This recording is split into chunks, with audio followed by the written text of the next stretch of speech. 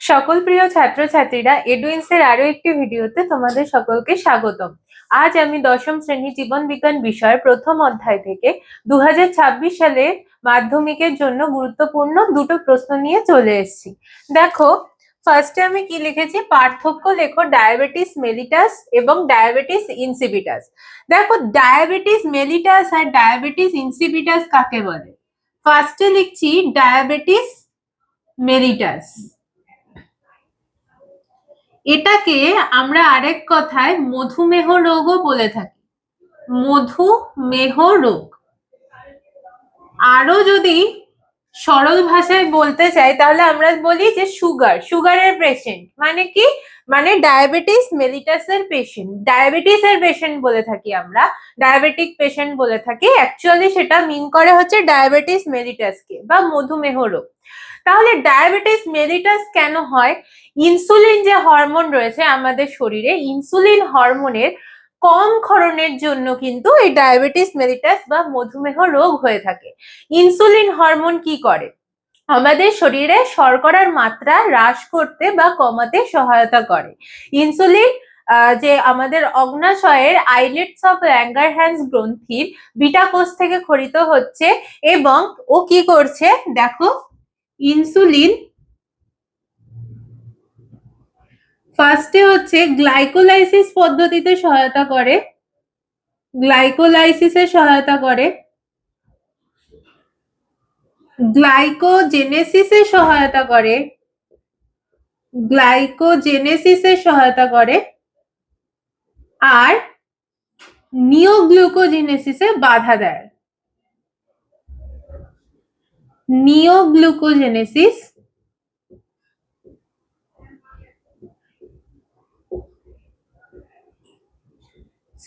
বাধা দেয়। এবার এগুলোর কার্যকারিতা কি? দেখো, গ্লাইকোলাইসিস পদ্ধতিতে ও কি করছে, গ্লুকোজ থেকে পাইরুভিক অ্যাসিডে পরিণত করছে, তার ফলে রক্তে শর্করার মাত্রা হ্রাস পাচ্ছে। গ্লাইকোজেনেসিস পদ্ধতিতেও কি করছে, গ্লুকোজ থেকে গ্লাইকোজেন প্রস্তুত করছে এবং গ্লাইকোজেনকে সঞ্চয় করে রাখছে যকৃৎ এবং পেশিকোষগুলোতে। যখন তোমার শরীরে খাদ্যের অভাব দেখা দেয় বা ধরো উপবাস করেছো বা উপোস রেখেছো নিজের শরীরকে, তখন কি হয়, আমাদের শরীরে শর্করার পরিমাণ বৃদ্ধি পায়, মানে শর্করার চাহিদা বৃদ্ধি পায়। তখন কি হচ্ছে, গ্লাইকোজেনোলাইসিস পদ্ধতিতে আবার গ্লাইকোজেন থেকে গ্লুকোজ প্রস্তুত হচ্ছে। ইনসুলিন কি করছে, গ্লাইকোজেনেসিসে হেল্প করছে কিন্তু গ্লাইকোজেনোলাইসিসে আবার বাধা দিচ্ছে। আর কি, নিওগ্লুকোজেনেসিসে বাধা দিচ্ছে। নিওগ্লুকোজেনেসিস কি প্রক্রিয়া? যে প্রক্রিয়ায় প্রোটিন এবং ফ্যাট থেকে শর্করা উৎপন্ন হচ্ছে তাকে নিওগ্লুকোজেনেসিস বলা হয়ে থাকে। ইনসুলিন গিয়ে এতে বাধা দিচ্ছে। এইবার ইনসুলিন তাহলে কি হলো, এই পদ্ধতিগুলোর সাহায্যে রক্তে শর্করার পরিমাণ কমাতে সহায়তা করছে। এইবার ধরো তোমার শরীরে হরমোনাল ডিসব্যালেন্সের জন্য কি হচ্ছে, ইনসুলিন হরমোন কম ক্ষরিত হচ্ছে, তার ফলে কি হচ্ছে, তোমার রক্তে শর্করার পরিমাণ কিন্তু আস্তে আস্তে বৃদ্ধি পাবে। তাতে কি হচ্ছে, তোমার শরীরে মধুমেহ বা ডায়াবেটিস মেলিটাস রোগ হচ্ছে। এই মধুমেহ বা সুগারের পেশেন্ট যারা হয় তাদের দেহের ওজন আস্তে আস্তে কমতে থাকে, বারবার খিদে পেতে থাকে, বারবার মূত্রত্যাগ হতে থাকে এবং শরীরের ইমিউনিটি পাওয়ার বা অনাক্রম্যতা কিন্তু কমে আসতে শুরু করে। ফলে সহজেই কোনো রোগে আক্রান্ত হতে পারে সে, এবং দেহের কোথাও যদি ঘা হয়, ঘা কিন্তু সহজে শুকাতে চায় না, বা কোথাও যদি কেটে ছড়ে যায় সেই কাটা জায়গাটা কিন্তু বা ক্ষতস্থানটা কিন্তু তাড়াতাড়ি শোকায় না। তাহলে ডায়াবেটিস মেলিটাসের কারণে কি কি হয় আমরা দেখলাম। এইবার হচ্ছে ডায়াবেটিস ইনসিপিটাস। ডায়াবেটিস ইনসিপিটাস আর ডায়াবেটিস মেলিটাসের মধ্যে কি পার্থক্য? ডায়াবেটিস ইনসিপিটাস কাকে বলছে? ডায়াবেটিস ইনসিপিটাস এর আরেক নাম কি বলতো? বহুমূত্র রোগ। বহুমূত্র রোগ মানে বারবার মূত্রত্যাগ হচ্ছে। ডায়াবেটিস মেলিটাসে কি হচ্ছিল? ডায়াবেটিস মেলিটাসে কিন্তু রক্তে শর্করার মাত্রা বৃদ্ধি পাচ্ছিল, আর ডায়াবেটিস ইনসিপিডাসে বহুমূত্র রোগ হচ্ছে, মানে বারবার কিন্তু টয়লেটে যেতে হচ্ছে। বহুমূত্র রোগ হওয়ার কারণ কি? কারণ বৃক্কীয় নালীতে জলের বিশোষণের মাত্রা কিন্তু কমিয়ে দেয়। এই এডিএইচ বা অ্যান্টি ডাইউরেটিক হরমোন, এডিএইচ বা অ্যান্টি ডাইউরেটিক হরমোন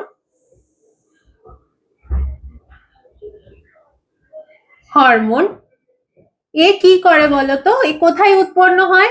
ফার্স্টে হচ্ছে পিটুইটারির পশ্চাৎভাগ থেকে উৎপন্ন হয়। পিটুইটারির পশ্চাৎভাগ থেকে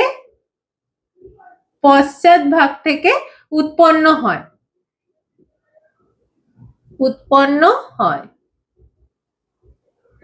যেহেতু পিটুইটারির পশ্চাৎভাগ থেকে উৎপন্ন হচ্ছে অ্যান্টি ডাইউরেটিক হরমোন, কি হচ্ছে? এই হরমোন ক্ষরণের জন্য আমাদের বৃক্কীয় নালীতে জলের বিশোষণের মাত্রা কিন্তু বৃদ্ধি পাচ্ছে। তার ফলে আমাদের যে মূত্র বিসর্জনের যে ব্যাপারটা সেটা কিন্তু কন্ট্রোলে থাকছে বা ভারসাম্য বজায় থাকছে। কিন্তু অ্যান্টি ডাইউরেটিক হরমোন যদি কম মাত্রায় খরিত হয় তাহলে বৃক্কীয় নালীতে জলের বিশোষণের মাত্রা কিন্তু কমে যায়। তখনই কিন্তু আমাদের শরীরে বহুমূত্র রোগ দেখা দিতে থাকে। মানে বারবার মূত্র ত্যাগের জন্য ইচ্ছা যেটা, সেটা দেখা দিতে থাকে। এই ডায়াবেটিস ইনসিপিডাস আর ডায়াবেটিস মেলিটাসের মধ্যে তাহলে কি পার্থক্য? ডায়াবেটিস মেলিটাস হচ্ছে গিয়ে রক্তে শর্করার মাত্রা বেড়ে গিয়া হয়, আর ইনসুলিন হরমোনের কম ক্ষরণের জন্য হচ্ছে। আর ডায়াবেটিস ইনসিপিডাসের আরেক নাম হচ্ছে বহুমূত্র রোগ। এটা কেন হচ্ছে? বৃক্কীয় নালিকায় জলের বিশোষণের মাত্রা কমে যাচ্ছে, তার ফলে এটা হচ্ছে। এডিএইচ হরমোন কম ক্ষরণের জন্য কিন্তু এই ডায়াবেটিস ইনসিপিডাস রোগ হচ্ছে।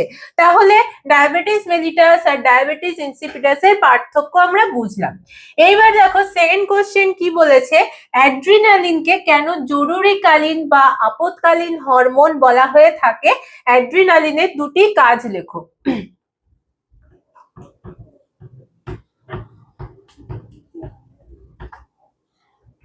দেখো অ্যাড্রিনালিন রাশ আমরা বলে থাকি, যেমন কোনো একটা এমন অবস্থা যে অবস্থায় তোমার উত্তেজনা বৃদ্ধি পাচ্ছে। মানে ধরো তুমি বসে আছো, হঠাৎ করে এসে তোমাকে কেউ বললো কালকের থেকে মাধ্যমিক পরীক্ষা স্টার্ট হচ্ছে, হঠাৎ করে এসে কেউ বলে গেল, তোমার কি তখন তোমার অবস্থা তখন কেমন হবে? তুমি টেনশন করতে থাকবে, তোমার হৃৎপিণ্ডের গতি বৃদ্ধি পাবে, তোমার ঘাম হতে শুরু করবে, তুমি ভয় পাবে, টেনশন করবে। এই যে জিনিসটা হচ্ছে, এই সময় এই ধরনের মুহূর্তগুলোতে কিন্তু অ্যাড্রিনালিন হ্রাস হয়, মানে অ্যাড্রিনালিন হরমোন বেশি পরিমাণে ক্ষরিত হয়।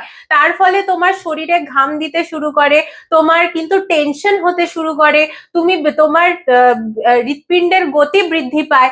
তাহলে এই যে আপৎকালীন বা জরুরিকালীন অবস্থায় কিন্তু এই অ্যাড্রিনালিনের পরিমাণ বৃদ্ধি পায়। বা ধরো তুমি রাস্তা দিয়ে হাঁটছো, তোমাকে একটা কুকুর তাড়া করলো, তুমি জোরে দৌড়তে শুরু করলে, এই সময় কিন্তু তোমার অ্যাড্রিনালিন হ্রাস ঘটবে বা অ্যাড্রিনালিন বেশি পরিমাণে ক্ষরিত হবে।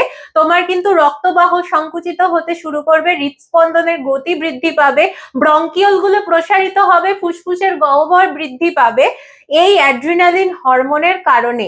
তাই জন্য যেহেতু জরুরিকালীন অবস্থাগুলোতে অ্যাড্রিনালিন হরমোন ক্ষরিত হয়, তাই এই জন্য আমরা একে বলে থাকি জরুরিকালীন বা আপৎকালীন হরমোন। আর কি বলেছে? অ্যাড্রিনালিনের দুটি কাজ লেখো। দেখো অ্যাড্রিনালিন ক্ষরণের ফলে কি হচ্ছে? প্রথমত আমি যেটা বললাম যে হৃদস্পন্দনের গতি বৃদ্ধি পাচ্ছে, রক্তবাহগুলো সংকুচিত হচ্ছে, ফলে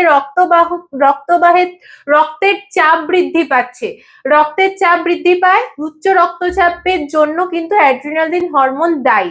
এছাড়া কি বিএমআর এর পরিমাণ বৃদ্ধি করে বা দেহের যে বিপাকীয় হার, সেই বিপাকীয় হার বৃদ্ধি করতে কিন্তু এই অ্যাড্রিনালিন হরমোন আমাদের সহায়তা করে থাকে।